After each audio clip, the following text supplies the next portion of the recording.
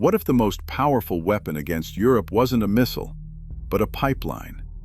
For decades, Europe believed trade would create peace.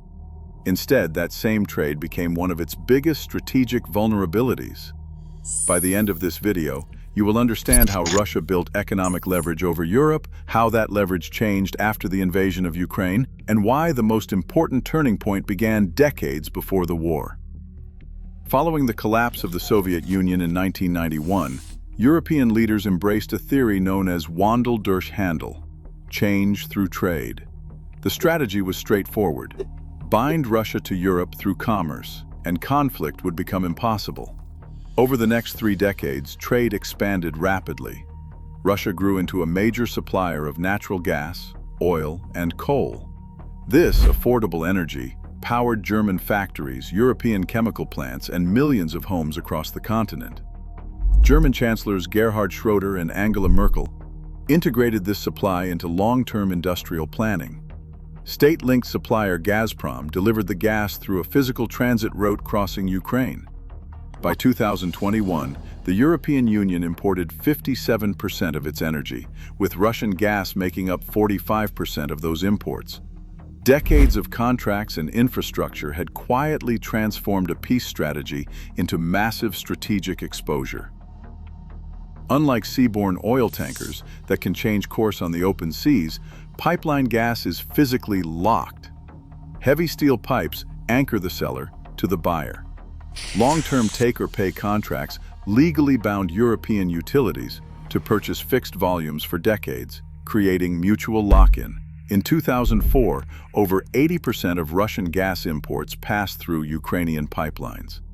When pricing disputes erupted in January 2006 and January 2009, Moscow temporarily cut the flow. The 2009 freeze cut off heat to 18 European nations midwinter. To bypass this transit risk, Germany and Russia built Nord Stream 1, a Baltic Sea pipeline carrying 55 billion cubic meters of gas annually directly to German shores. While Nord Stream 2 was built to double this capacity, the infrastructure exposed a growing vulnerability. Any fluctuation in these physical pipes immediately spiked wholesale energy costs, threatening industrial production and household inflation across the continent. On February 24, 2022, the full-scale invasion of Ukraine turned these vulnerabilities into an immediate economic war. The European Union responded with sanctions targeting Russian banks, state assets, and technology exports. In turn, Russia restricted natural gas flows to European customers, citing technical maintenance and payment disputes. With physical supplies suddenly constrained, European wholesale gas prices on the Dutch TTF hub surged to a record €339 per megawatt-hour in August 2022. Because gas sets the price of marginal power generation, electricity rates skyrocketed across the continent. Heavy industries like chemicals, steel, and cement halted production, while Eurozone consumer inflation reached 10% by October. The German government spent billions nationalizing the country's largest gas importer, Uniper, to prevent grid collapse. Economists observe that while Russia permanently forfeited its most lucrative market and access to Western technology, Europe absorbed massive immediate financial costs to shield households. Which vulnerability matters most for Europe? Energy dependence, industrial competitiveness, cyber attacks, or political division?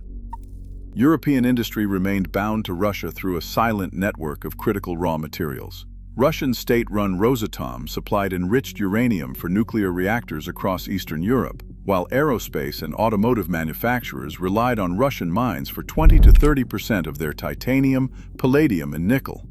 These raw inputs are essential for microchips, batteries, and aircraft hulls. When Western sanctions restricted major Russian banks and technology imports in 2022, global trade did not stop. It reorganized. Russian exporters redirected resources and crude oil to China, India, and Turkey, using new shipping routes and alternative payment systems.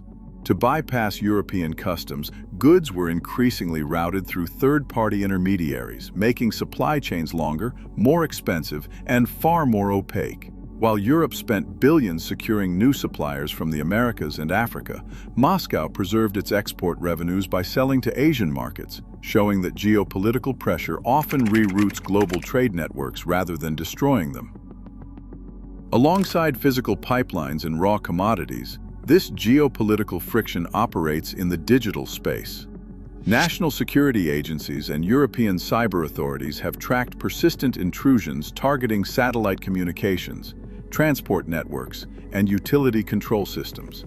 These operations typically focus on securing long-term network access for espionage or future leverage, deferring immediately destructive attacks. When infrastructure is physically damaged, as seen in the September 2022 explosions on the Nord Stream pipelines, definitive attribution remains legally unresolved, serving as a stark reminder of undersea vulnerabilities. In the information space, the primary objective is to fracture consensus, rather than convince European publics of a specific foreign narrative. Coordinated campaigns exploit genuine domestic grievances over energy prices and inflation to erode trust in public institutions. Analysts point out that by feeding contradictory claims into public debates, these operations transform uncertainty into a strategic resource. These efforts prioritize generating confusion, which stretches political alliances, delays policy decisions, and makes costly economic strategies harder to sustain. European nations do not share a single energy system or equal exposure to Russian supply. These uneven exposures make a common long-term strategy harder to maintain, turning energy policy into a persistent coordination problem. Germany historically relied on Russian gas to power its massive industrial core, making rapid decoupling a threat to factory output and jobs. By contrast, France's nuclear-heavy electricity grid limits its direct exposure to gas market shocks. Italy, heavily reliant on gas for power, scrambled to secure pipelines from North Africa to replace lost volumes. Near Russia's borders, Poland and the Baltic states prioritize security, deterrence, and immediate diversification over short-term economic costs. Meanwhile, Hungary maintains energy links through specific EU exemptions, prioritizing cheap imports over collective action. This leaves European Union institutions to negotiate consensus among 27 countries with distinct infrastructures, household bills, and national interests. Internal disagreement is not proof of foreign control. Rather, genuine political choices create natural openings for external pressure. Replacing fixed pipeline exposure meant transforming how Europe imports energy. The immediate alternative was liquefied natural gas, or LNG, natural gas supercooled to -162 degrees Celsius so it can travel by ship. Germany quickly chartered floating storage and regasification units at Brunsbüttel and Wilhelmshaven, bypassing years of construction timelines. Norway became Europe's largest pipeline supplier, providing over 89 billion cubic meters in 2025, while seaborne imports from the United States and Qatar surged.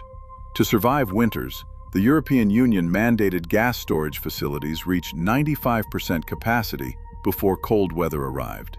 To secure these volumes, the Repower EU plan directed 500 billion euros toward grid expansion, renewable energy, and supply chain security. This defense strategy expanded to protect ports, undersea cables, and critical minerals, but replacing Russian pipelines with global LNG did not bring complete independence. Instead, Europe traded a single, cheap, politically volatile pipeline supplier for a complex portfolio of global market risks, leaving its economy permanently exposed to global price spikes and foreign port politics. Between 2022 and 2024, the Sanctions Battle became a test of endurance rather than a sudden economic knockout.